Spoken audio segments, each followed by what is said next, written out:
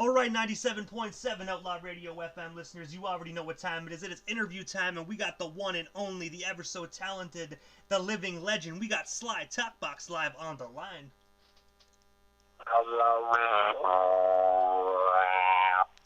Yo, happy to be here, DJ Immortal. Hey man, I gotta say first and foremost, man, that right there was that's what you call making a sly entrance into the radio airways, brother. I like that. Oh, thank you. I do have to say though as well, man. Like, Talkbox is such a unique way of doing music, man. Because not everybody can do it, man. Not everybody can do Talkbox.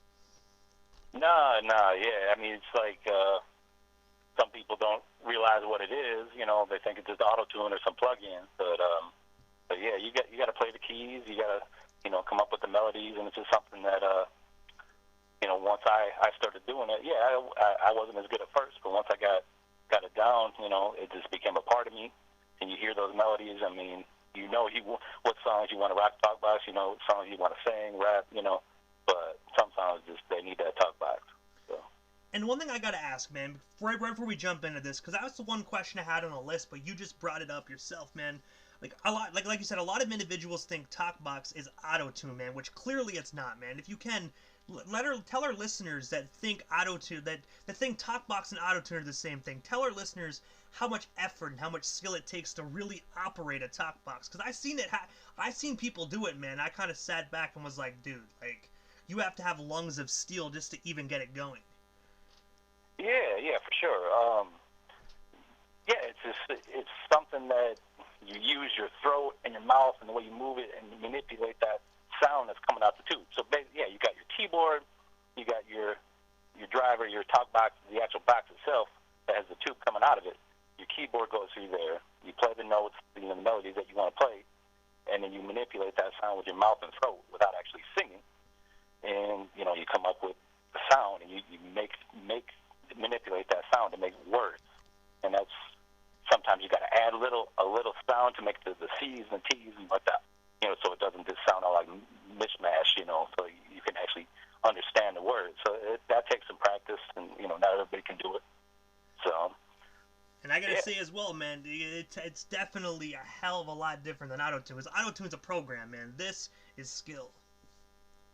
For sure, yeah. But I gotta ask you, man, I want to take you back to the beginning of your amazing career within the music industry, and I gotta ask you, like, what actually inspired you and sparked you just to get into the music industry initially?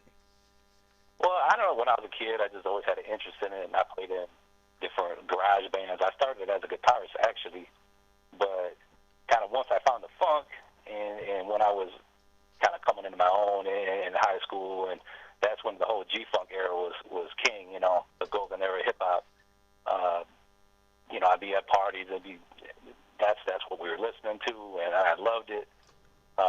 So basically, I'd say in 1994, the last band I was in, we kind of broke up, went our separate ways, and I started producing, because I could play the guitar, I could play the bass, and I would do different things, everything myself, make beats.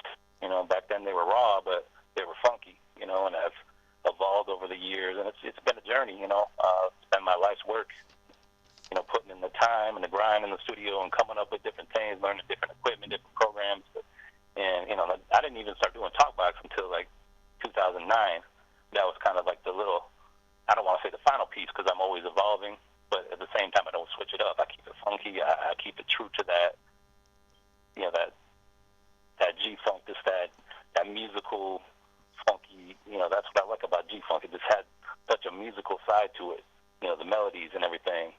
And then you put in the stories, it's the feel-good music, to me is what it is. So. And like you actually said, in around 2009, that's when you started doing Talkbox. You don't want me asking, like, what actually drew you to it initially? Like, because obviously you were in groups and whatnot and doing other shows. Like, we're going to get into that. But since we're on that topic, like, what actually drew you to that magnificent instrument? Well, I mean, it's not a cop-out answer. It's truth. It's Roger Troutman, and pretty much every Talkbox artist will tell you that. I was a fan of not only hip-hop, but funk and R&B of that era, and well, the 70s, 80s, the classic funk and R&B, P-Funk, and, P-Funk to G-Funk, that's what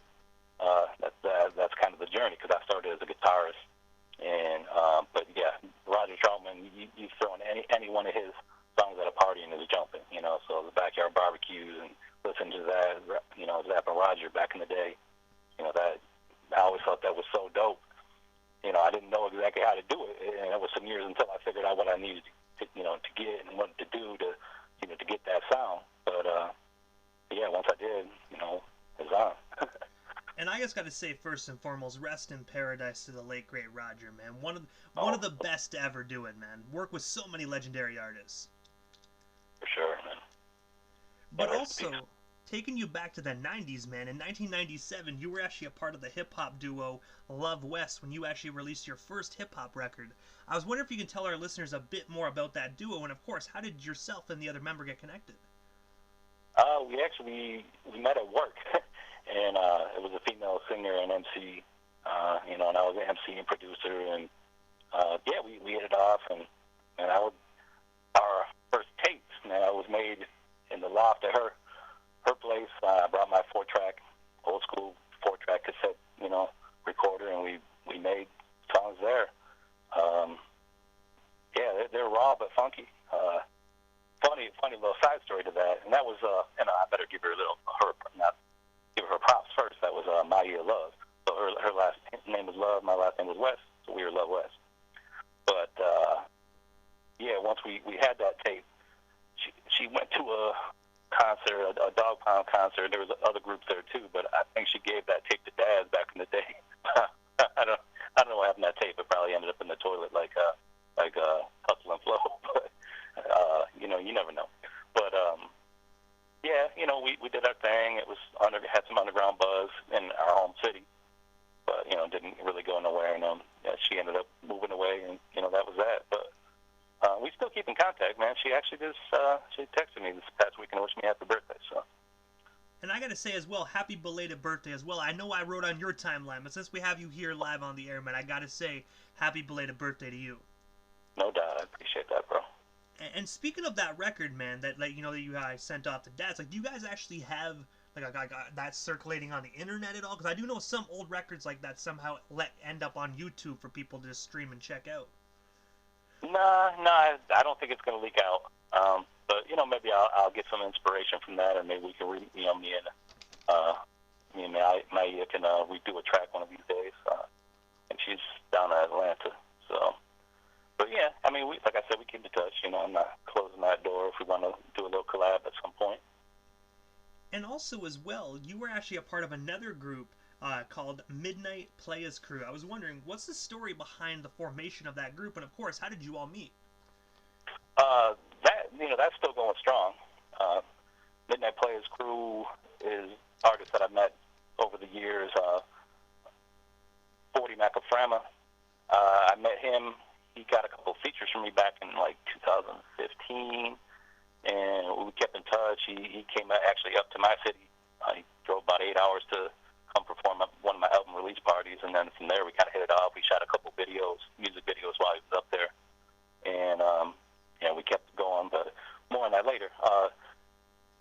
We also have Penthouse Sean, formerly Penthouse Sean. He's changed his name to Ghetto Star, but him, Chris Maybe, they're both from New York City. Lady Z, she's from Sacramento. And we got Tracks the Beats from overseas, producer that is in our crew. But what kind of solidified that is we all met in LA for some video shoots. We shot 4 videos in 3 days out there. It was like one of those things you'll never forget. As we came closer, even though we had been doing some music for a couple of years, with Sean, and 40 for even longer than that. Just coming together to get that work done and just having fun as fuck, out in LA, Sean rented a limo for one of his videos, rented out a club for another one. It was just one of those things you'll never forget. And not to mention, that's where I linked up with Big Havoc from South Central Cartel. He was on one of the songs that we shot a video for. And at that point, I'd had a couple of songs with Havoc already. But, that was the first time we got to really meet and chop it up. And really, we were on the same page with music. He really was digging what I'm doing musically, but also just as a man, we have similar values, and we just got along, hit it off, and we're me and Have are friends to this day, and also working on major things. So. And I gotta say as well, it must be a surreal moment as well for any hip hop fan to be able to work alongside one of the members of the legendary South Central Cartel, man. You know what I mean? I gotta say that Big Havoc's a phenomenal individual. Oh, no doubt, no doubt. Yeah, man, it was surreal. I mean, it's like, coming from where I came from and grinding all these years and having stuff like that start happening, it makes it all worthwhile. And also as well, man, in 2016, you actually joined the record label, Busta Free Records. I was wondering, can you tell us a bit more about that? And of course, how did that record deal actually come to be for you? That's actually 40 Mac and Friends label. And I'm still, affiliated with that. It's we're part of that same circle. 40 is also in the Midnight Players group, so I'm still affiliated with that label, but I kind of have my own company, Sligh Studios. That's becoming my label.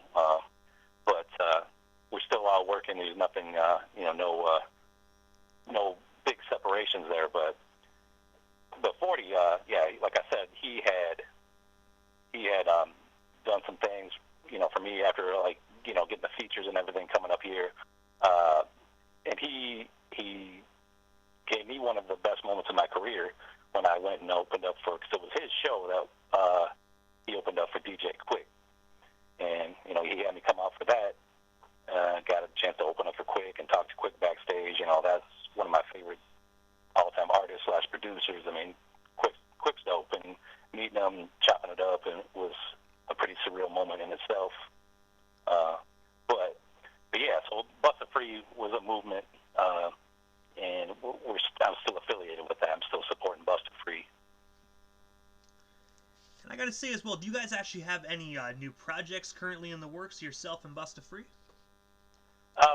Yeah, 40's got a whole bunch. He's got a lot of stuff in the vault, stuff that we've already done. He's got videos in the vault, so we're going to be hitting him with music for quite some time. We got enough to keep keep the fans happy for a while. But I'm also working on projects now, also, with 40, more songs of him, more songs with Sean and the Midnight Players crew, and then also my solo stuff. So, I have an album, Midnight Player, that I've been working on.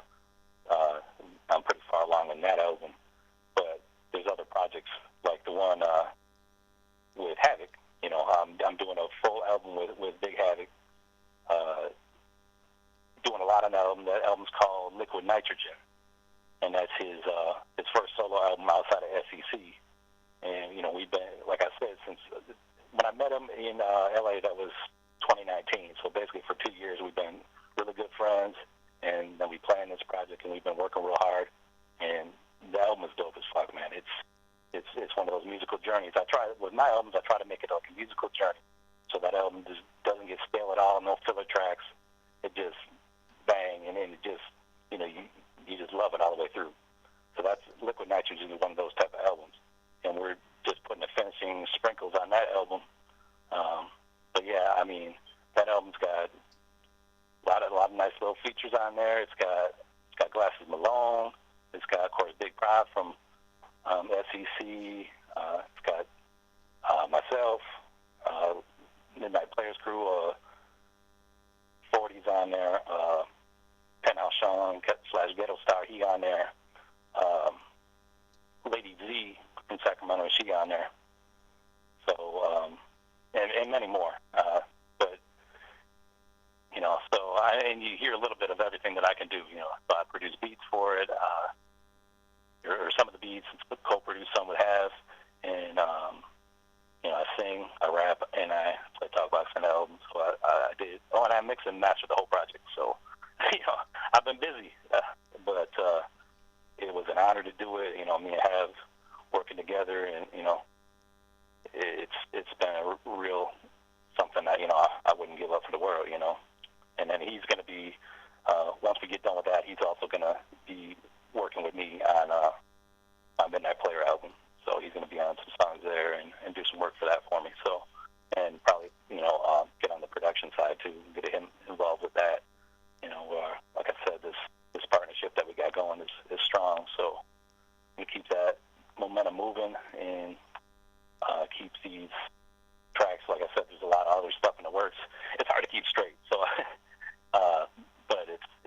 lot, and it's all going to be dope. So I mean, so everybody out there that a Sligh Talkbox fan, that a Big Hat fan, that 40 Macaframa fan, and you ain't going to be disappointed.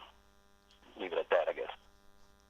And also as well, man, going back to 2017 here for a few moments, you actually had the opportunity to open up for DJ Quick, and I was wondering, man, what was that experience like for you? And of course, did you get the opportunity to meet DJ Quick before or after the concert?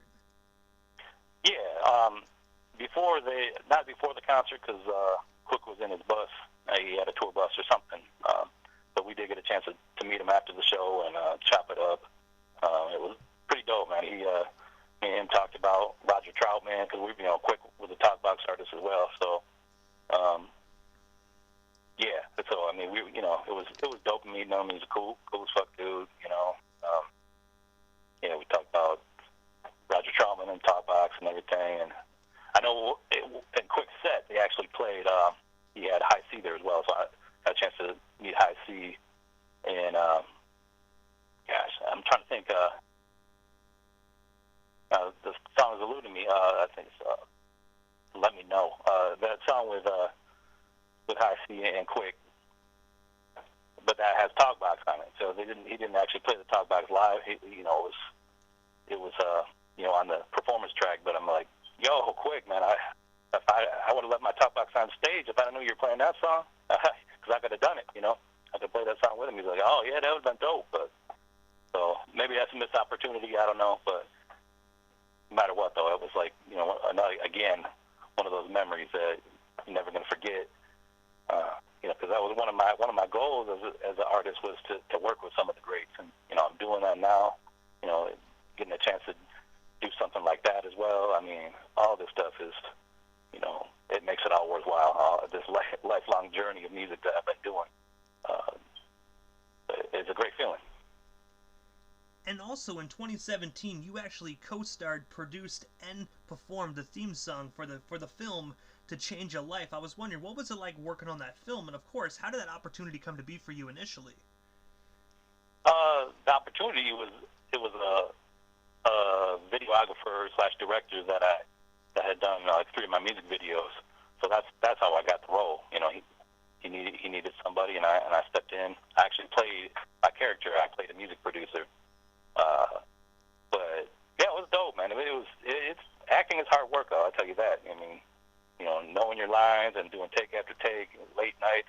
But it was dope, and the final product was pretty dope. And you can actually probably find that on my YouTube page. But yeah, and then I also made the theme song, called "To Change a Life." So yeah, that was a good experience. I mean, I'd like to act more too, but it's just like. There's only so much time in the day. I'm trying to get all this music out, so I haven't taken on any more acting projects since. There was one movie I was going to be in, and then that movie didn't materialize, so I didn't do it. So, but I would revisit that, and Havoc also. We talked about doing some more mini movie type stuff or videos or different things like that. So I won't, never say never. I would do it again. Just, situation got to be right. And also as well, man, taking you back to actually 2020, March 28th to be exact, you actually dropped G-Funk Punch, man, which actually I got to say is a phenomenal record. I was wondering if you could tell our listeners a bit more about that album release, and of course, where can we actually purchase or stream ourselves a copy of that particular record today? That's on all major digital platforms. The album itself, I was going to have, and I still probably will get hard copies for collectors, because I got places I sell to in Japan and overseas, and a lot of collectors that usually want my CDs and everything. So I wanted to do it for the fans, but I had it all the production going, but COVID kind of spoiled that. The place that I had used for a couple of albums for hard copies, the replicated CDs, they went out of business because of COVID. So I already had, paid and submitted my project, had everything all worked out, and I'm like, man, I should be getting it soon, or should be getting the email, because initially the project was, accepted and in process. But well, they went out of business, so that killed that. I got my money back, but I haven't. Basically, because I was on to the next, and with COVID, it's been crazy. It's affected life obviously for everybody, but yeah. So I haven't got a different place to make the hard copies for that yet, and I will. And I apologize to my fans for not having it already. It's one of those things, but yeah, that album was dope. I want to give producer that did a lot of beats for that for me on that album, Baco Laza Rajavili. He's a Georgian producer, does a lot of G-Funk. He lives in Cali now, but young cat, super talented. So I just want to, give him his credit for that because he worked real hard on it. So. And also as well, man, for the listeners that haven't actually had the opportunity to vibe out to this record, I'm going to give them a little bit of taste immediately after this interview, man. I have the song Power Play ready to locked and loaded and ready to be played right after we part ways this evening. But for the listeners that haven't heard the record and whatnot, can you tell our listeners a bit more about the song Power Play and what can they expect from this song when I do play it after our interview? Power Play, it's a dope track. Features Q Bassolini. He's on Spice One label. He's a dope artist. I think he just is dropping a song with Snoop and Spice One. I think he might have just dropped that or something like that. But yeah, it's a dope track. It's basically kind of talking about paying my dues and shit starting to happen. I'm starting to get my credibility in the industry, and yeah, I mean things about to blow. I mean that's what that song's about. Making my power play. But I gotta ask you, other than the new album you actually have with Havoc, the Rhyme Son of SCC, Liquid Nitrogen, you know what I mean, the stuff you're doing with Midnight Players Crew, what is next for Sligh Talkbox, man? Is there anything we missed? Anything else you still want to talk about or promote? Will we still have you here live on the Canadian airwaves? Yeah, I'll keep doing these. I'll keep doing international collabs too. Those have been good to me. I did some stuff with Mr. L, a Russian rapper, and I got to give a shout out to gfunk.ws, his label, Igor from the label. He also runs a website, and he kind of put me on with a lot of the foreign collectors and got shit popping overseas for me. So, I got to show him love there. Also, Diggy Down Records, who, they're now, they're out of business, or they've disbanded, but I did that album, or I did a few songs on the album with Enos Scroggins. Rest in peace. It was his last album before he died, and that meant a lot to me. Enos was on my album called Heat, a song with me, Enos, and Shade Shice. That was a dope track called Summertime, and they did a remix of that on Enos's album, and then there was a couple other tracks I was on as well. Yeah, those international collabs have been good to me, and I actually met Penthouse Sean through Diggy Down Records, and now me and Penthouse still going strong. So and Penthouse was on that Heat album back. Heat, I think, was at Heat was at 2018. So I've been working with him for a while now too. I mean, it's been a few years with him. He's like a brother. 40's like a brother. So music has brought me, dope artists to work with, but it's also brought me a lot of friends. Some like real friends that are in my real circle, that I trust. They're my brothers. So there's that. And I want to give a shout out to Urban Alliance Entertainment too. He's helped me out a lot with like distribution and helped me get my streams up there on Spotify and everything. He's been helpful with the process, and actually just dropped. He just dropped a compilation album that I'm on called Black and Gold album, Black and Gold Rhythm, to Reggae Dancehall. So I actually spent a couple weeks down in Jamaica when I was younger, and ever since I've kind of done a little bit of dancehall here and there. I always really digged, when dancehall and G-Funk met. You hear some songs through the years where they got a little reggae dancehall with the G-Funk, so I always liked that vibe. So, and there's actually the title track to G-Funk Punch is one of those G-funk / reggae dancehall fusion type tracks. So yeah, I mean, and this is even one of those on the Liquid Nitrogen album. So I mean, definitely be on the lookout for that. And once that drops, you know, it's going to be a lot dropping after that. You know, the Midnight Player album, singles, EPs, you know, with various people from my crew. And also, I think you can, it should be dropping soon, an artist I work with called Nadillac, the pimp from the South. His new album, Love and Pimp Hop, I got a couple of singles with him as well, but his new album, Love and Pimp Hop, will be out soon, and I produced a track for that album called Church, and that album features Cocaine, Sugar Free, Trey Songz, JT Money. So there's a lot of these things that are starting to, you know, pile up. So I'm hoping, you know, and I got a couple of more maybe major collabs and things that I'm gonna keep under my hat for now. But there's a lot to look forward to. Sorry to take longer on that question, but there's just a lot to look forward to and a lot coming. Hey man, it's all good. That's what my platform is for, man, to help individuals like yourself get their projects out there, let people know what is going on, man. So you know what? You didn't take long at all, man. Trust me. I've had people actually talk for about an hour straight just on that one, bro. So trust me, you know what I mean? That was right. That was perfect timing. And I got to talking, and I didn't give the other artist on Power Play his credit. Aramis 616. He's actually from my hometown, and he's a real professional artist. You know, I always love working with him, performed with him. You know, in my home city.